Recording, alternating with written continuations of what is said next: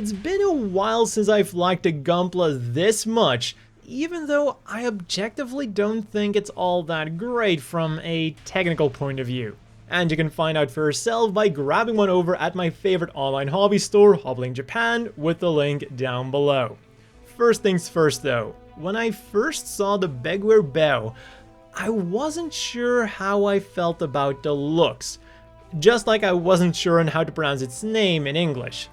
But the design definitely started to grow on me the more I saw it.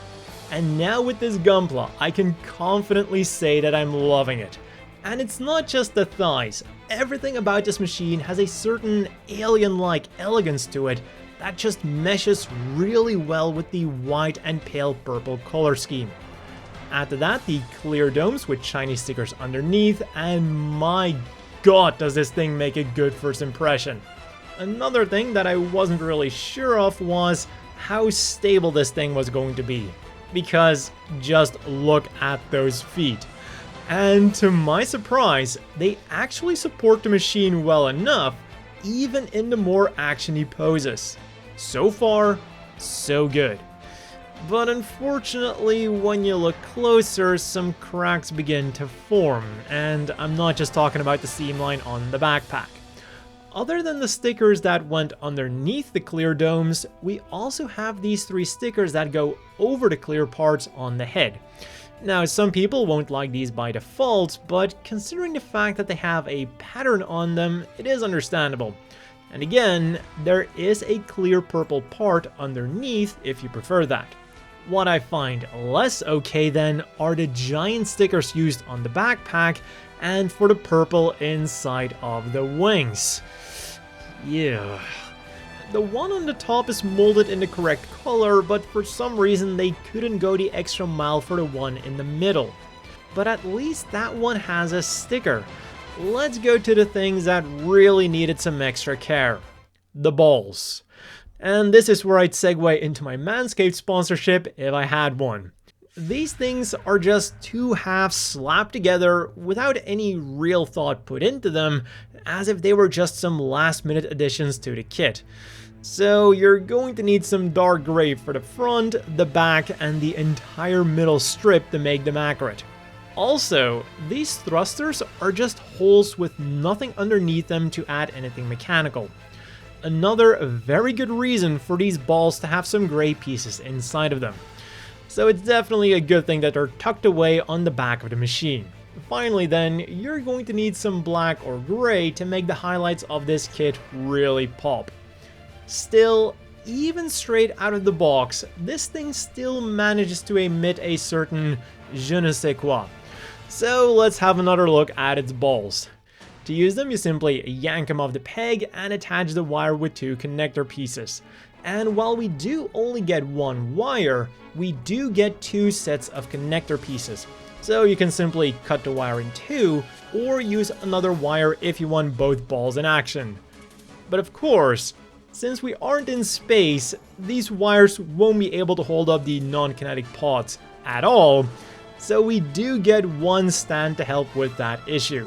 And since the holes on both the front and back are standard action base pegs, you can supply your own second action base to have both balls in action.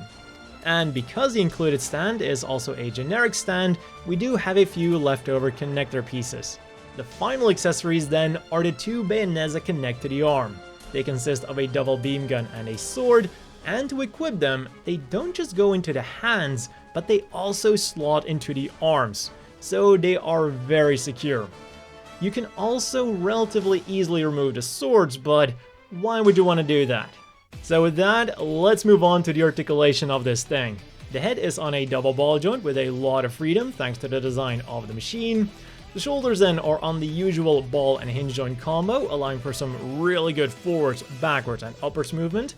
The arms themselves also go up nicely, and the shoulder armor can also go up. The arms will rotate around, bend at the elbow on only 1 joint, but it does have a nice range, and the hands are on ball joints, so they'll rotate around, wiggle around, and do everything a ball joint does. The waist then is where things get really interesting.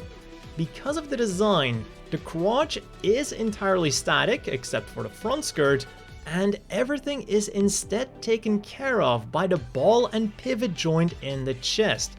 A pretty smart way of working around the design that both looks and works really well.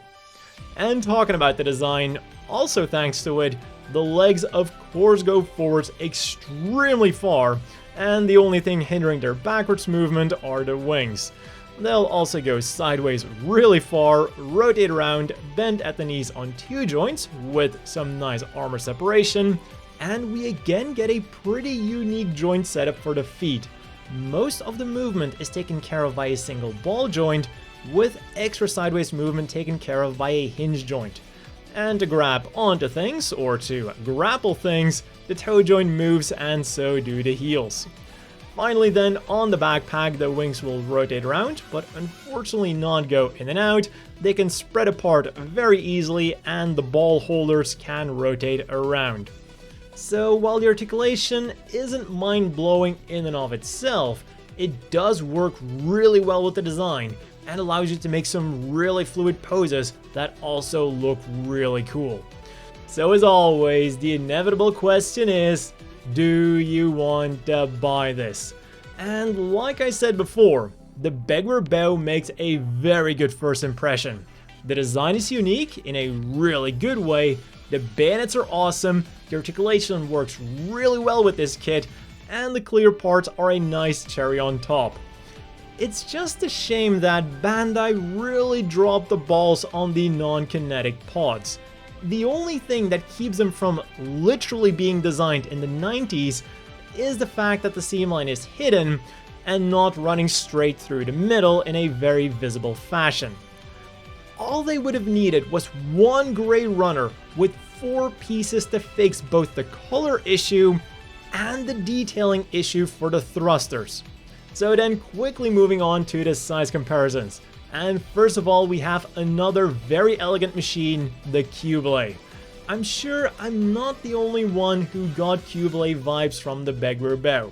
It also really reminded me of the Vega machines from Gundam Age, but I can compare it with kits I don't have, so here it is next to the Gundam Lafrith instead. And looking at these two together, I can definitely say that the Witch from Mercury line is off to a great start. Next up then, since it is the badass bad guy mobile suit from the prologue, here we have it next to the Schwalbe Grace McGillis Custom and the Char Custom Zaku 2 Revive version. And finally, here it is next to the standard sized Gym Custom and the always bulky Zaku 3. And as you can see, even though the Beguir-Beu isn't that big in terms of head height, the wings and sensor things on the backpack do give it some extra presence. And that has been all for this review of this very aesthetic machine. That was provided to me by Hobbling Japan. Again, links down below. As always, a big thanks to the Patreon supporters. I hope everyone watching has a great day, and I'll see you all next time.